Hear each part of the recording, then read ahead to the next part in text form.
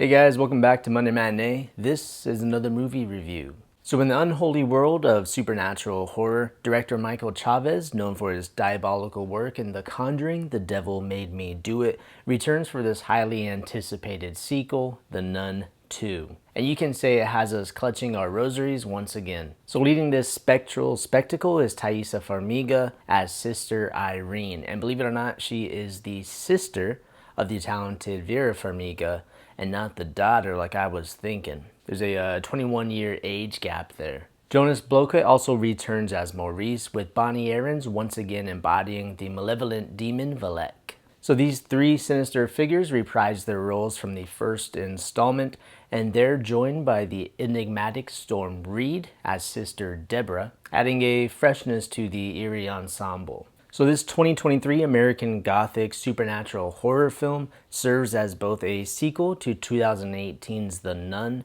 and it's also the 9th installment of the Conjuring universe franchise. The film's sinister spells were conjured up in the haunting landscapes of France during principal photography, and the locations in this movie were a lot of fun to visit compared to the first movie, which was pretty much central to one location. Set in 1956, the plot opens up with a priest and altar boy going about their daily routine at a church in Tarascon, France. And of course, shortly after, a disturbance leads to a shocking and fiery demise. And following the events from St. Carda's Monastery, Sister Irene now lives a secluded life in rural Italy. And we find Maurice working at a French boarding school where he befriends a young Irish girl named Sophie, as well as a teacher and her mother, Kate. And as the story unfolds, Irene receives a haunting vision that propels her into the nightmarish investigation. And at the Cardinal's request for assistance, Sister Irene heads to Tarascon, France, accompanied by the uninvited Sister Deborah.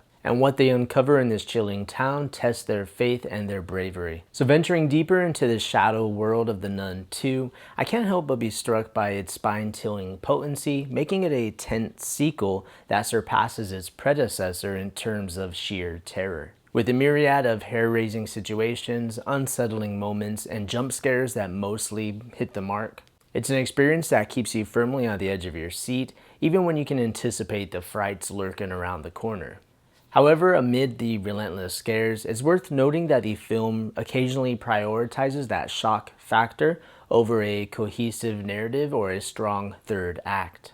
I watched the first movie the day before seeing this one for the first time, and I found that narrative to be more chaotic, though it could be because I fell asleep a few times. It was a long day. But both of these movies just feel like a patchwork of hair-raising moments. Most of these scenes just revolve around one character following another to find that they've vanished around the corner. So a lot of this just seems like that setup, building up that tension for the payoff, the jump scare, and then repeating it again. And I'm not well versed in the Conjuring universe. I've never made it really past the first movies in their respective franchises. And that's mostly due to a problem that a lot of these movies share, which would be the makeup and costuming. Frequently, the demons or ghosts come across as little more than actors adorned with makeup, somewhat detracting from that immersion. I always thought that the demon from the first Insidious movie just looked so much like Darth Maul, and it really just takes you out of the movie. But The Nun II wasn't as bad, however. Nevertheless, the film excels in crafting that eerie atmosphere and building that tension in its sequences, and some are pretty cool to see. I particularly like that sequence shown in the trailer with all the magazine pages turning to reveal like a big image of the nun. Pretty cool. So for aficionados of the genre, The Nun II should provide the chills and thrills that you crave. For letter grade, this movie conjures up a solid C.